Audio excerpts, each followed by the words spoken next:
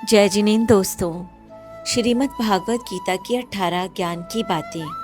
Number 1। जवानी में जिसने ज़्यादा पाप किए हैं उसे बुढ़ापे में नींद नहीं आती है, उसे वह पश्चाताप में बिताते हैं। नंबर 2। भगवान ने जिसे संपत्ति दी है उसे गाय रखकर सेवा करनी चाहिए, इससे भगवान प्रसन्न होते हैं। नंबर 3। जुआ, मदिरा पान, पर स्त्री गमन, अनैतिक संबंध, हिंसा, असत्य, मद, आसक्ति और निर्दयता, इन सब में कलयुग का वास है, इसलिए इसका और एक नाम है घोर कलयुग। नंबर 4। अधिकारी शिष्य को यानी जो ज्ञान प्राप्त करने में परिश्रम करते हैं उसे सद्गुरु अवश्य मिलता है।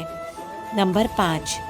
भगवान श्री कृष्ण कहते हैं कि मनुष्य को अपने हृदय को बार बार समझने की कोशिश करनी चाहिए, ईश्वर के सिवाय उसका कोई नहीं है। साथ ही यह विचार करना चाहिए कि उसका कोई नहीं है इस ब्रह्मांड में भी जो उसका साथ देगा। नंबर 6। भोग में क्षणिक, क्षण भर के लिए सुख प्राप्त होता है, साथ ही त्याग में स्थायी आनंद है। नंबर 7। श्री कृष्ण कहते हैं कि सत्संग ईश्वर की कृपा से मिलता है, परंतु कुसंगति में पड़ना मनुष्य के अपने ही विचारों के कारण होता है। नंबर 8। लोभ और मोह माया, किसी से अधिक लगाव, पाप के माता पिता कहे जाते हैं, साथ ही लोभ पाप का पाप ही है। नंबर 9। श्री कृष्ण कहते हैं कि स्त्री का धर्म है कि रोज तुलसी और पार्वती का पूजन करे और इससे उनकी सुख समृद्धि हमेशा बनी रहती है। नंबर 10। मनुष्य को अपने मन और बुद्धि पर हमेशा विश्वास नहीं करना चाहिए, क्योंकि ये बार बार मनुष्य को दगा देते हैं। खुद को निर्दोष मानना बहुत बड़ा गुनाह साबित होता है।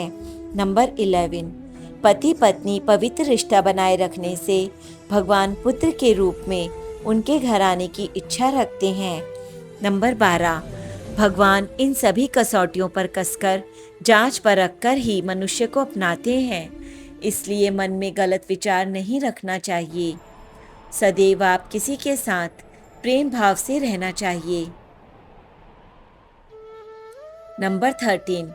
सुख एवं आनंद मनुष्य के भीतर ही निवास करते हैं, परंतु मनुष्य उसे स्त्री में, घर में और बाहरी सुख प्राप्ति के लिए ढूंढ रहा है।